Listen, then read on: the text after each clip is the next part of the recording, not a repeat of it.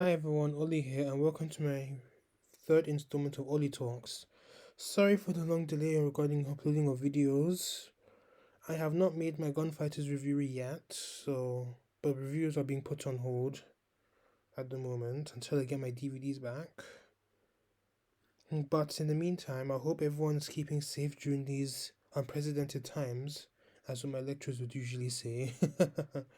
So this video is about Torchwood, and ever since lockdown, I've been watching Torchwood. Well, not again, but continuing to watch it. I actually started watching it around this time last year or during the summer. But then, obviously, I went on holiday, and when I came back, I was just preparing to move from home to uni, so I didn't really have time to be fully getting into Torchwood.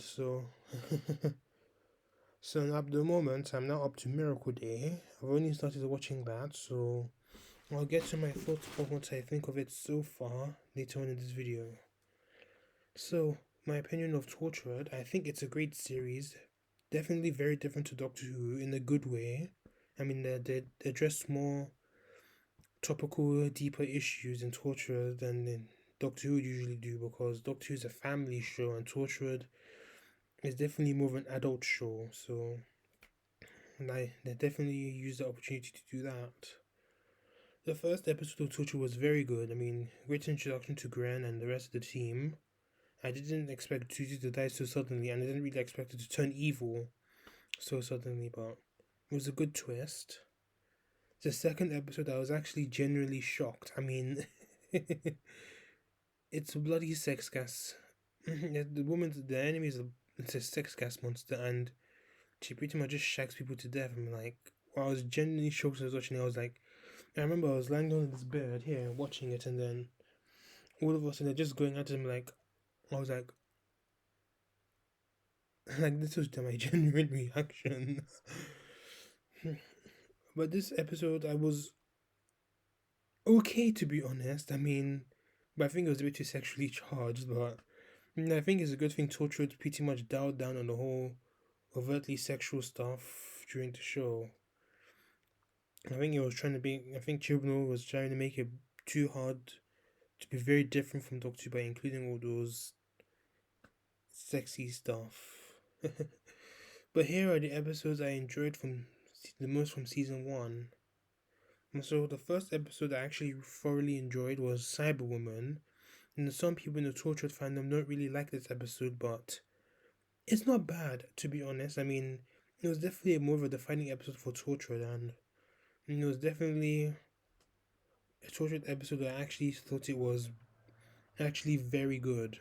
And I mean, the rest were good as well, but I think Ghost Machine was a bit was a bit dull in my opinion. But this episode, Cyberwoman actually picked it up. I mean, finally gave Ian a chance to shine after he's just been relegated to sexual harassment by Jack and giving everyone coffee, coffee in the first three episodes. But then it actually gives more of an insight to him and what he did for Torchwood. Sorry, what he was like with Torchwood. I mean, he was dating Lisa Hallett, who was the cyber woman, and then how he was pretty much using resources to like keep her safe and all that. So without Jack knowing. But it was actually also interesting as well, and considering the fact Chibnall wrote it, that's this just proves that he can actually write something that's good. I mean, we saw Spyfall earlier this year, but that was quite good as well. Sorry, I literally just woke up doing this, so. So the next episode that I actually found interesting was Countryside. Wow, that was something else. I mean, I like the concept that the enemies were human and there were no sci-fi elements at all. It was just pure horror. I mean, it was just so terrifying. It just goes to show that humans are actually more scary than the aliens, and it was quite bloody as well. And I got that gothic horror vibe in the whole woody area, and there was just Jesus Christ, that was just wow.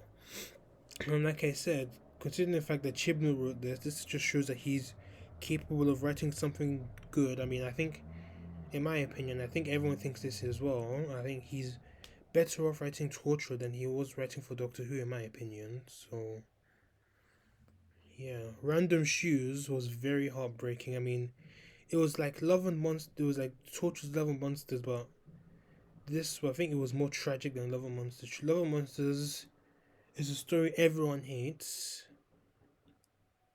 I mean, Claude, I said I would have hated Love and Monsters as well, but then I watched it last year. We watched it last year, and it was not as bad as it was made out to be. I think people hate it because of the absorbable of, but that's another story for another day. But Random Shoes was more of a tragic version of Love and Monsters. I mean, it evolved around this guy, Eugene, where Love and Monsters evolved around Elton, and they were trying to like find out what was going on. Elton trying to find out who the doctor was, and I think what's his name? Yeah, Eugene. I think he fancied Gwen, and he was trying to find out what she was doing with Torchwood. And I think yeah, it was quite tragic, and I loved how ordinary the guy was, and then how he pretty much died of an ordinary death, and it was just so ordinary. I think that's why really liked and enjoyed about this episode. It was just very ordinary. So the next story I actually enjoyed was Out of Time, and that was even more heartbreaking. I think this is when I actually started to like Owen from this point, because in the other episode I thought he was just a dick, a total dick and a jackass. But now I think from that point, I think he showed them he has heart, and then he pretty much became. He was still a dick, but he a dick of a heart, to be honest. But his death was even heartbreaking. But I'll get to that later on in the video, I think. But I liked how he fell in love with that lady. I think I've forgotten her name. It's been some time since I watched it, but I remember really enjoying this episode. It was really heartbreaking. I think it definitely gave him some depth to him. Captain Jack Harkness was very interesting because this mysterious Captain Jack Harkness, I think the mystery starts about him starts to unravel a little bit as we find out that that's not actually his real name, and he stole that from another American general in that dancehall place. And then I think Jack fell in love with.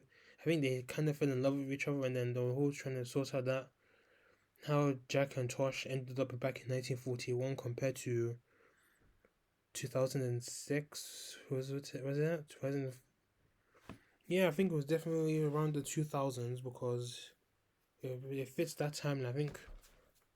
Sorry, it was just around that 2006, 2007, that area. I think somewhere after series two of Doctor Who. So yeah, it's definitely around the 2007 era because we definitely see that Vote Saxon poster and near that dancehall place. So it does kind of make sense, yeah.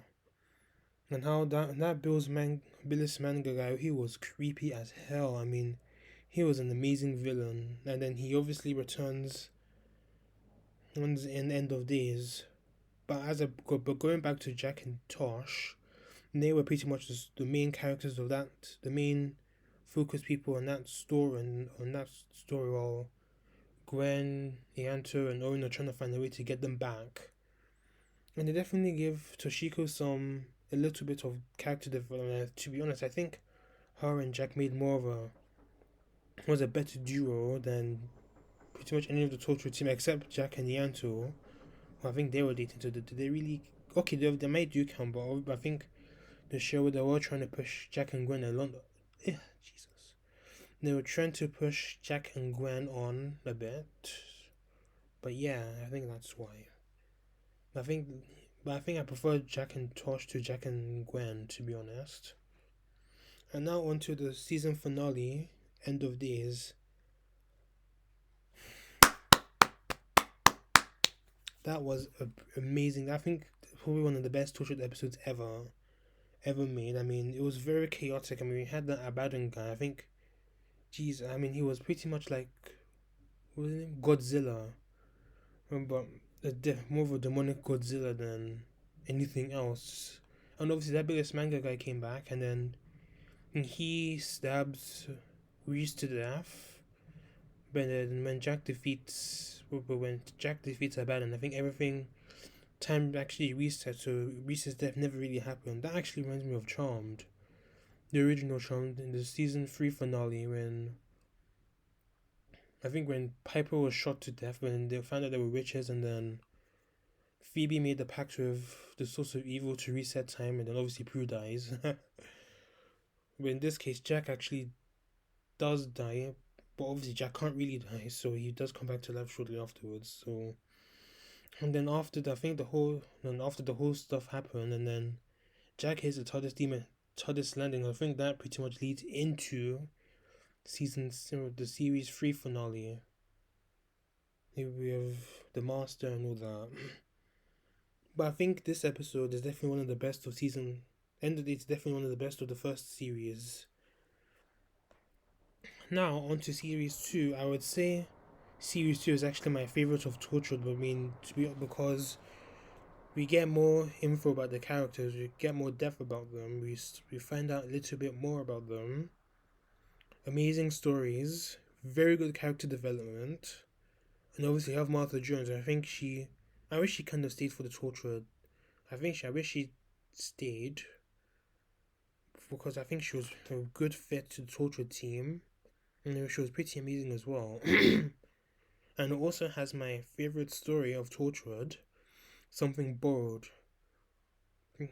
Great human, very action packed, memorable lines and memorable moments. I just love it. I just love it. I could literally watch it again and again and again.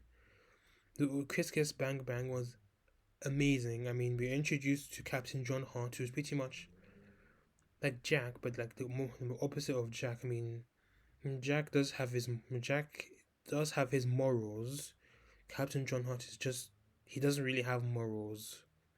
Well, he does have morals, but not as well, Captain John Hart is more morally grey, and then Jack, he's morally grey also, but he does have his good. But I think his good qualities pretty much outweigh the grey aspects that Jack has.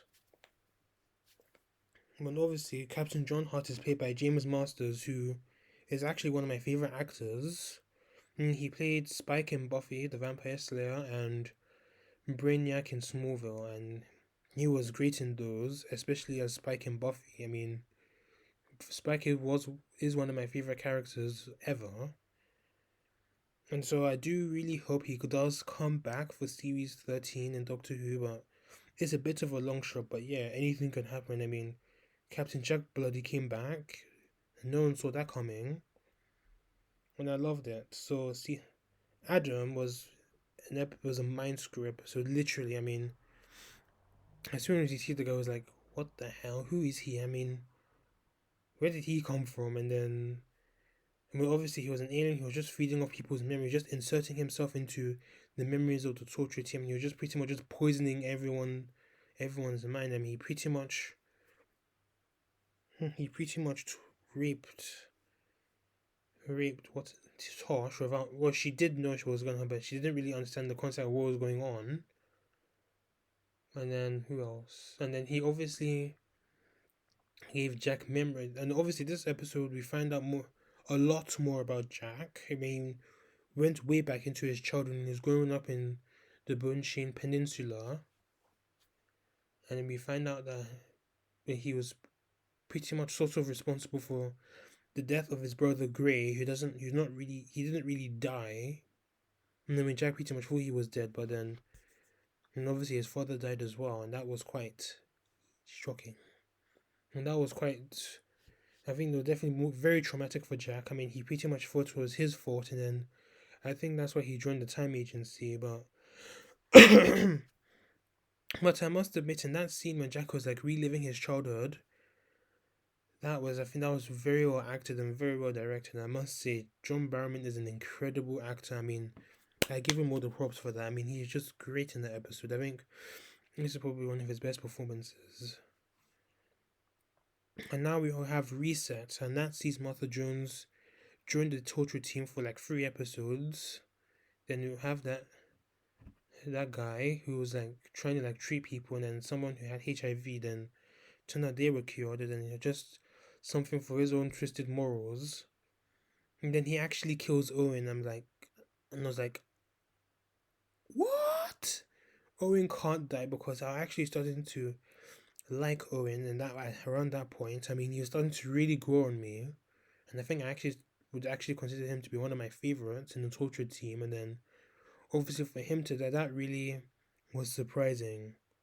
And I liked how I liked the theme of death was incorporated within the Martha episodes, especially well, not just these episodes. I think Tortured itself and a little bit of season two. And I like how the death theme was really incorporated into it. How it explores like not just death. I mean, it pretty much explores the concept of what happens after you die. Dying or dying. Gwen, sorry, not Gwen. Owen said he pretty much saw nothing, and then that was pretty heavy for Torchwood. I mean, that was pretty heavy, even for anything Doctor Who related. Even though Doctor Who does actually touch on what does happen after you die in Series 8. They had a sort of Series 8 story arc of all, I think Dark Water and Death in Heaven. That was very mature for Doctor Who. I mean, and that was a big risk. I mean, they did end up getting complained about, but it was still a brave and ambitious move for Doctor Who Series 8. But then it was very bold here. I mean, it actually explores people's beliefs and what happens when you're dying. It actually like includes death itself and all that. And he even had the bloody Grim Reaper for all places. So in another episode was Fragment, and it pretty much exposed the past of every member of the Tortured team except for Gwen because her and Reese were busy playing in bed, whilst the rest of the Tortured team got bloody blown up in that building. It pretty much explores how Ianto, he was working in Torchwood 1 in Canary Wharf before the whole Battle of Canary Wharf happened. Then he came to Cardiff to look for Captain Jack. And that's how he came onto the team. Toshiko, I think she had to like build a weapon for terrorists. And I think they're holding her mother captive, so she does it, and then she ends up getting caught and arrested and then put in the unit prison, and she doesn't even have a concept of anything. She was pretty much there forever, and then obviously Jack freed her. What happened about Owen again? Oh yeah, he was a brain. Oh yes. Now I remember his girlfriend. Something happened to her. It was assumed that she was having early symptoms of Alzheimer's, even though she was quite young for herself. But it was obviously an alien creature that was actually affecting her mind, and then Jack pretty much just erased everything, and that's how that all came to be. Then obviously Captain John Hart came back and we were to holding Grey captive. And then that leads on to Exit Wounds. The most traumatic episode of Torchwood ever.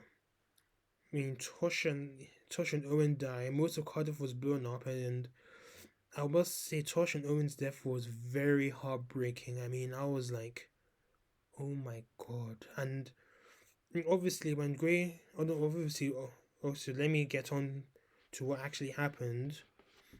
It was actually revealed that Grey was actually holding Captain John Hart captive, not the other way around. So Grey was the evil one, and Captain John Hart was just pretty much doing all the dirty work for him, and then obviously planting all the bombs and tortured, and obviously he planted the bomb in his DNA just like his first appearance, and then if he disobeyed his rules, okay, obviously if he disobeyed he'd have died. So he does his work, and then he goes back to Tortured and warns the Tortured team about what's happening, and then obviously Grey finds out and then actually goes ahead and then harms John Hart. He kills Tosh when she's trying to like help Owen for that nuclear reactor thing, and oh my god, even the way she died, I mean, it was so sad. I mean, she was literally about to help Owen with the whole thing, and she was like, I can do this, I'm fantastic, I'm amazing. Then I was like, you go girl, and then all of a sudden just bam, he fucking shoots her to death. I'm like, oh my god. And I really loved Toshiko. I mean, she was just amazing. I mean, and her death was heartbreaking, man. And then Owen dying as well. Obviously, I actually saw that coming because he was obviously gonna die. Well, he obviously died at some point, so I had a feeling he was probably gonna die again. It was probably gonna be permanent, and it was just like, oh my god. And I didn't cry. I was so overwhelmed. I was just like, oh my god. No, no, it actually explains how Tosh and Owen actually knew each other before Torchwood, linking Aliens of London back in Doctor Who season one, when Toshiko was actually actually met the Doctor when she was working in that military hospital, but but she was actually filling in for Owen because he was hungover. I'm going to assume that he was busy getting drunk from that alien party when the aliens came to London. It was pretty neat and very heartbreaking at the same time. Whew. Let me take a break for a bit. 20 minutes, Jesus. So now on to Children of Earth. This is definitely a fan favorite in the Torchwood fandom, and some people watch Doctor Who and Torchwood as well, and I can definitely see why. This was Russell T Davies wrote this very well. The plot was easy to understand. It was quick to get through, and there were only like 5 episodes. You can literally watch it in 24 hours. Pretty much every episode they pretty much equates to like almost an hour, so you can pretty much spend 5 hours just watching it. And we definitely see a lot of change in this series. I mean, the hub gets destroyed. We find out that Jack has a daughter and a grandkid, which was a bit weird, but I'll get to why I think it's weird. Peter Capaldi making a second pre-Doctor Who appearance. I was watching, was like, what the flip? Peter Capaldi, what are you doing there? Yeah, but dying in 5 episodes, and then obviously we have Ianto dying, and then yeah, for 5 episodes there was a lot to digest. I mean, a lot to digest. So Children of Earth obviously had some very strong performances, very emotional moments, and obviously the plot involves children, probably one of the most vulnerable humans ever. And that pretty much to involve them in a show like Torchwood, you know that there's going to be some very deep stuff going on. I mean, the children are pretty much possessing. We are pretty much being the hype man for the 456, and then obviously you find out a bit more about Jack's past, a little bit more. I mean, he was responsible for that guy going mad.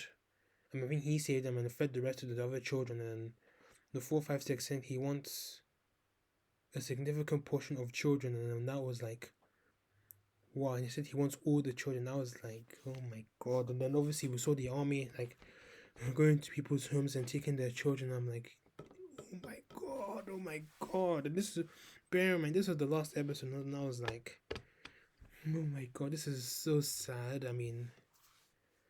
That was just, it was very heartbreaking for me to watch.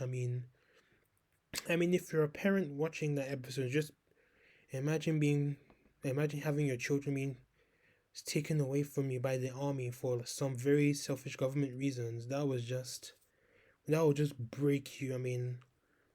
That would break any parent, to be honest. That was just really heartbreaking. And then obviously we see some children die. For example, Jack's grandchild, I think his name was Stephen, and I think obviously he was Alice's daughter, sorry, Alice's son, and then Alice is Jack's daughter. Now, I don't really understand why she was even there. I don't know what was going on, but John obviously had to use him to kill the 456. Next, and then he pretty much dies, and Alice's reaction was just heartbreaking. I'm like, oh my god. Obviously we don't. It would be nice if we had the scene where Alice was like, I don't want to ever see you again ever. But it was pretty obvious that she obviously didn't want to see him. I think there was no need for him to for her to tell him that I don't want to ever see you again ever.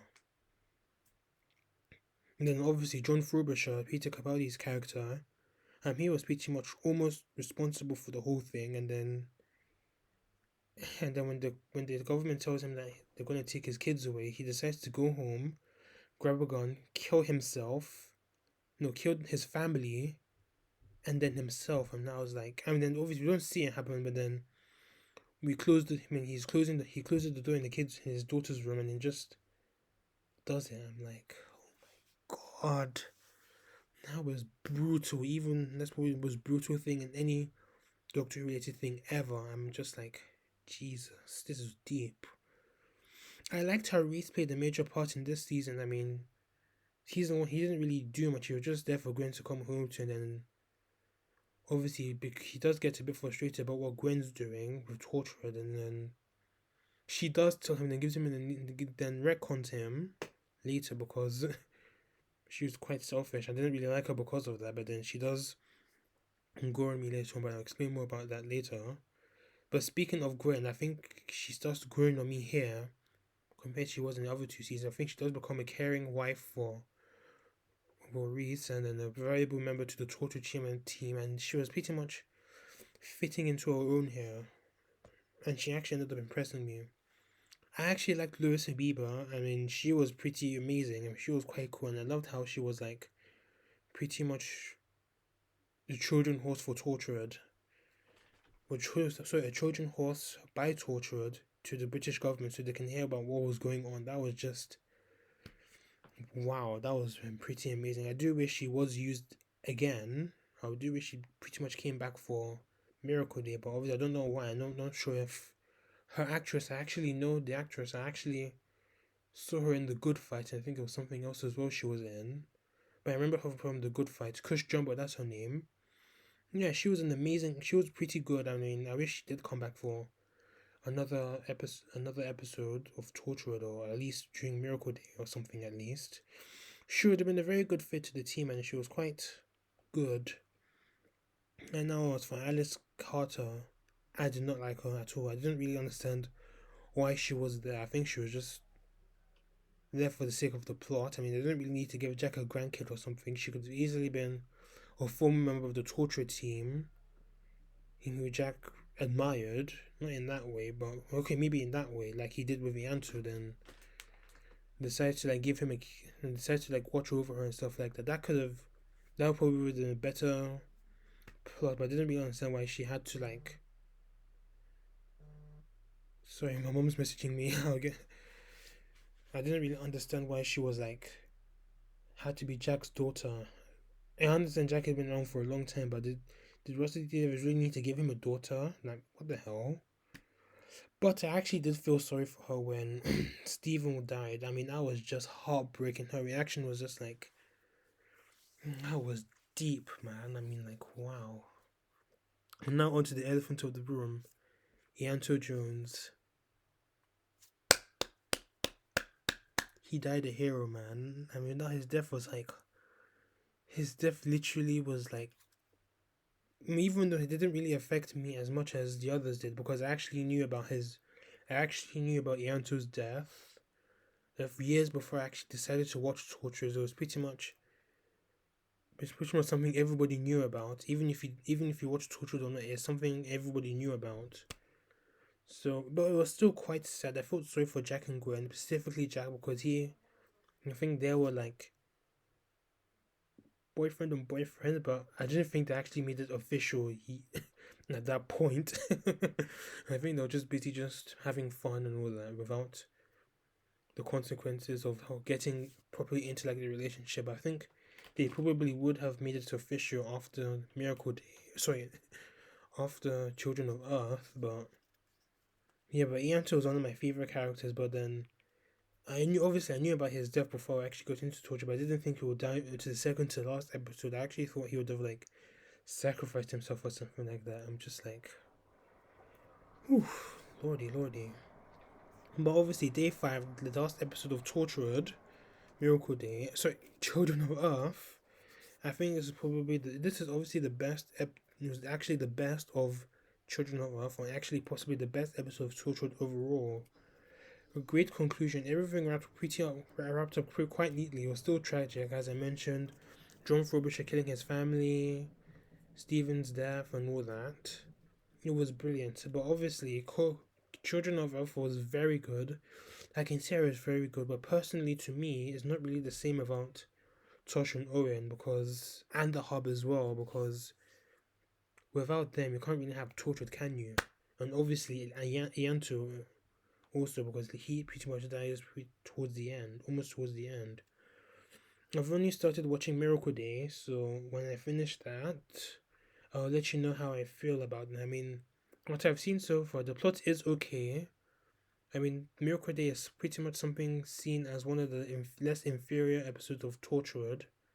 So a series of Torchwood. So There are some iffy moments. I mean, episode two, when Rex twisted that neck of that chick, and then she starts walking onto the road of like that. That was just, oh my god, what the hell were you thinking doing that? That was just cringy as hell, in my opinion. But yeah, so now onto the characters. I would say that Tosh and Ianto were my favorite characters of the Torch because they are like one of those. I really like characters who like pretty much like all these meek shy characters, especially Ianto, and then they pretty much become badasses. Even though Tosh herself, even though she was quite skilled herself, but then I think she became a lot more skilled as the episodes progressed. And then they both bloody had to die. I really liked Reese as well, and then he was pretty. I think he would have made a great. I think he would have. He makes a great part-time member of the Torchwood team. He's pretty much there one case, and then when season one he didn't really know of Torchwood, and then he finds out about Torchwood in season two, episode four, Meet, and then he actually finds out about them, actually remembers them, and then he does help Torchwood when it's actually needed, but he becomes a big help in Miracles. I really need to stop mixing these up. He becomes a big help in Children of Earth. And what I've seen from Miracle, he actually does quite a bit. I mean, I saw the trailer of what's going to happen during the season. He actually does do quite a lot, so I'm actually looking forward to seeing that. So now on to Owen's other half, Gwen. For some reason, in the first few episodes, Gwen didn't really. She rubbed me off in the wrong way. I mean, she was a bit bitchy and a bit condescending, a bit selfish, pretty much like Rose was. How pretty much Rose was in Doctor Who. I mean, she was a bit. I am neutral about her. I mean, Rose, she was pretty much selfish. She decides to like leave Mickey and her mom for no reason, even though it wasn't really her fault that the doctor brought her back a year after she left. I mean, after she did seem a bit conceited and all that, but Rose did have her moments that impressed me, and then other moments she was just like, oh my god, can this bitch just shut up, please? But I used to like her as a kid, but now but now if I watch something, obviously as you get older, you understand like the whole how it was and all that, and now people are like, and Rose is pretty much someone like that. But she does have her moments that impress me. But Rose is another topic for another day. But Gwen, she actually does get some character development. I think she does kind of leave the whole me complex, and then just actually start thinking about others as well more than pretty much during. I think because she's exposed to more of the more traumatic stuff than she was in Torchwood, and I think she had to like adapt herself to make sure that protect her family and all that, protect Reese and everyone she cares about. And I think that was a very good way for her to go forward in that. And she does become a badass in Children of Earth. Well, she was a badass in season two, but then I think it was less about Gwen in season two. But then obviously it was her wedding, and that was quite good. I think that's when she starts to impress me a little bit more. And that's when she starts growing on me around when she got married. Now something borrowed. And then she does grow on me even more during Children of Earth. And then what I seen in Miracle Day when she beats up that chick and was just with one punch, that was just wow. Then she was pregnant and she was a mother as well. And then, I mean, a badass action mother. That's amazing. Owen, as I mentioned before, he was a dick. I didn't really like his character. I mean, he did come across as a bit of an asshole, but then as the episodes progress up until Out of Time, I think that's when he starts showing heart, and then we obviously see some of his emotional moments, such as that episode, such as Out of Time. What else? What other episodes? Yeah, that episode he was obviously where he found out he couldn't die, and then obviously he was on that rooftop with that girl. I think one of the death episodes, and he was just talking about what was going on and all that. And then that was pretty cool, and that was I think that was a moment that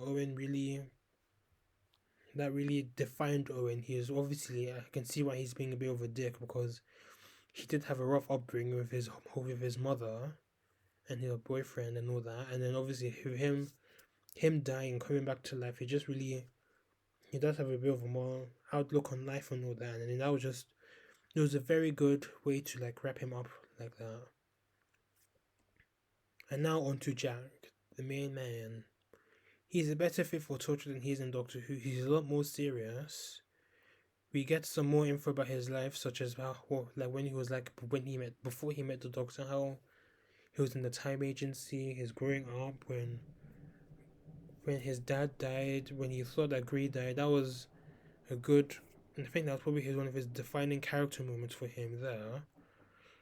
And then obviously his relationship with Ianto, even though I do wish that was addressed a little bit more. I mean, we do get some hints and pieces about their sex life.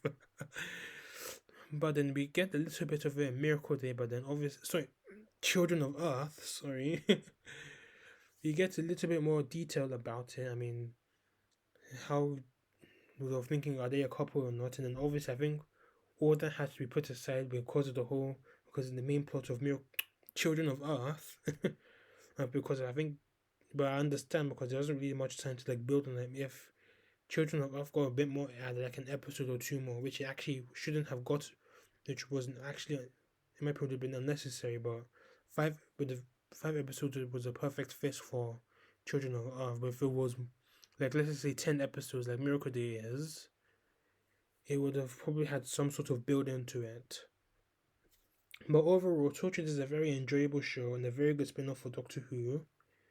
I definitely recommend it for anyone I definitely recommend it for any Doctor Who fan I'd actually recommend the classic series as well, but if you want to get into Torchwood as well, do that. So, I'm definitely going to rewatch the Sarah Jane adventures during this lockdown period.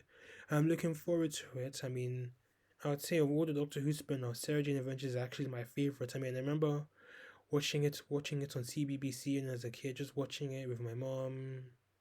I was in love with Sarah Jane, honestly. I mean, I was very sad when I found out that Elizabeth Sladen died, and then I recently watched The Pharaoh of Sarah Jane. I'll get to my thoughts on that at another day, but maybe when I do the Sarah Jane Adventures video, hopefully I'll try and do the Sarah Jane reactions video. I actually had Adobe Premiere, but it was very complicated for me to use. I had to like cancel my free trial and just uninstall them on this laptop here. So thank you for watching my videos. I don't know what my next video is gonna be. Hopefully it will be the Gunfighters. I mean, I could try and do without the DVD, but I do want to like do a little skit with it. So, but obviously when the Gunfighters after that, I want to do the rest of my videos I want to use the DVDs for the rest of my videos as well. Then you even need to rewatch a few, such as Power of the Daleks and all that. But I left a lot of my Doctor Who DVDs in my uni room in Coventry, so when lockdown does ease and when it's safe to travel, or if they say we can travel anywhere but I have to wear these face masks, I'll pretty much go back and get the rest of my stuff along with the DVDs. But in the meantime, enjoy the rest of my episodes, my videos, my reviews, my ranks, and the last 2 episodes of Olly Talks. So thank you for watching. Please subscribe and please like my videos and subscribe to my YouTube channel. Also, stay safe, stay indoors. Protect the NHS if you're in London. If you're in the UK, or protect your local healthcare services wherever you are. See you next time. Keep safe and see you around.